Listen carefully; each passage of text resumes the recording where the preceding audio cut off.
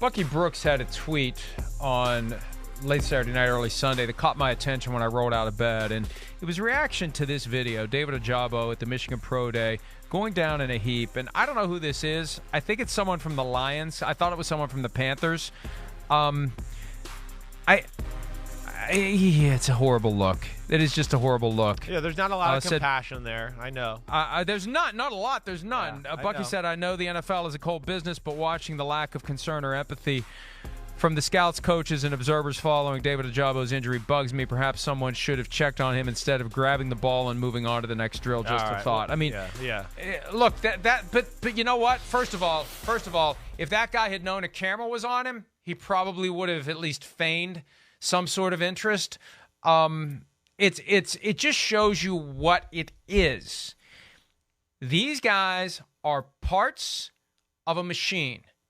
When one part breaks, you go get another part. Next man up means last man out. Scrape him off the field. Move on. And they will feign or actually genuinely have care for guys who are on their team. This is a man without a country right now. There is no team to respond to him. I don't know where the medical staff is. I don't know how Michigan or any other school staffs these pro day workouts. It's probably pretty rare that somebody actually gets injured, but it can happen, and it has happened. You can get torn ACLs. You can get ruptured Achilles tendons. The point is, it gives us a glimpse of the lack of humanity that is baked into the system. Teams cut guys all the time. They look at these prospects because they're looking for the next pieces they can add to their machine, and if one of those pieces breaks before they actually purchase it for placement in their machine, they're relieved. Better that it happens before we actually buy the part. I mean, it's just it's a reminder of the cold, objective, dispassionate nature of the football business. That's all it is. It's not a disease, it's a symptom of the reality of what the NFL is. That's right. It's a brutal business. It's as brutal a business as there is in this country. It is. As far as like stuff like that, how cutthroat it is, loyalty, anything like that. Yes, sorry. That does not happen in the NFL. It's really rare. I mean, look, we just talked about Matt Ryan and the Atlanta Falcons.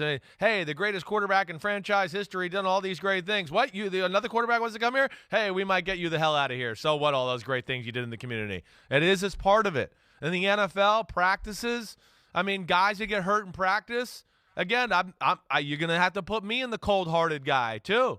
Guy gets hurt in practice, or I'm in the middle of an offensive period, I'm the starting quarterback. Damn, he's hurt. But what's the next play, coach? We're going to move the play. We're going to move the huddle. We're going to move the play, the practice, 20 yards down the field. Okay, hope he's good. Or he's not good. All right, blue 45, and you go. I mean, that's just the way it is. And two, for everybody, I know we all want to jump on the coach from Detroit. It's not the best look. But one, he doesn't personally know the guy. Two, I'm sure he's walking over there going, damn, I can't believe that just happened to that guy. Three, he doesn't want to get there and touch him or do anything. Coaches, for the most part, if something medically happens, just get the hell out of the way and let the medical professionals do that. And four, to your point, what we're talking about here is, yes, again, stuff like that happens in the NFL all the time. And, coaches are programmed just like the players are to like, okay, we got to move on to the next play. Got to do the next drill. Got to do that. I know. It's crappy. It is.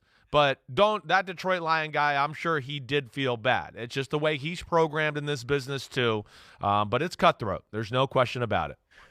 That's what I said. It's a symptom. Yep. It's not. I mean, that's just the way You're right. that it works. Symptoms it's the way way to put it. That it is. It's a reminder. And, it's one of the things that I spent a lot of time explaining last week. I've told you this before. The idea that I got hooked on the NFL back when NFL Films was the indoctrination device to get kids thinking that it was this grandiose entity, and you learn it's a business, which was as deflating as learning that pro wrestling is fake and it's all about the bottom line, and it's not about loyalty. Loyalty is a trait that is feigned, I think, toward the players who are under contract that they want on the team in order to keep them happy, so they want to continue to perform at a high level.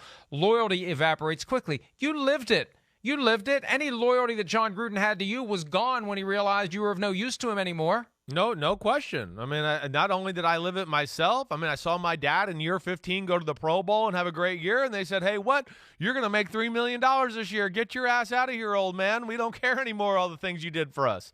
It is. It's brutal that way. Yeah, for me personally, I'm going, wait, I just 10 months ago, I was literally dying on your field, and they were trying to kick me out of the door. There was no sympathy at all. You know, and that was one of the things I argued and said to people around the organization.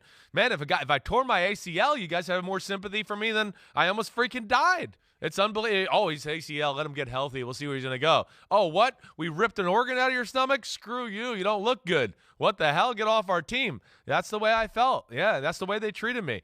Also, what I think is worthy of bringing up here is a key Mike Florio point, which is why I'm shocked you haven't said this yet. But top-tier player. I know what you're going to say. Top-tier player. We got enough film on him. He worked out at the combine. Do we really need the other workout? I think it's worth discussing. I do. You know, and again, I need to look up to see if he did the drills at the combine. I know he did, like, some of the actual, 40 and the shuttle and the broad jump and all that. I don't know if he did the drills. I should look that up first before saying this. But either way, that's that's a roll of the dice, and that's where it's a little scary. And I know you talk about that all the time. There's a point where you say, I'm done doing anything. Yeah. Go look at my film and draft me. And if you don't want to draft me, one of your competitors will, and you're going to have to deal with me. So all of this stuff needs to be revolutionized and overhauled, and good luck with that fight. I'd rather take my chances against a windmill than try to take on that institutional reality of the pre-draft process. Hi, I'm Mike Tirico, and thanks for watching. Make sure to hit subscribe for the latest news and highlights from NBC Sports.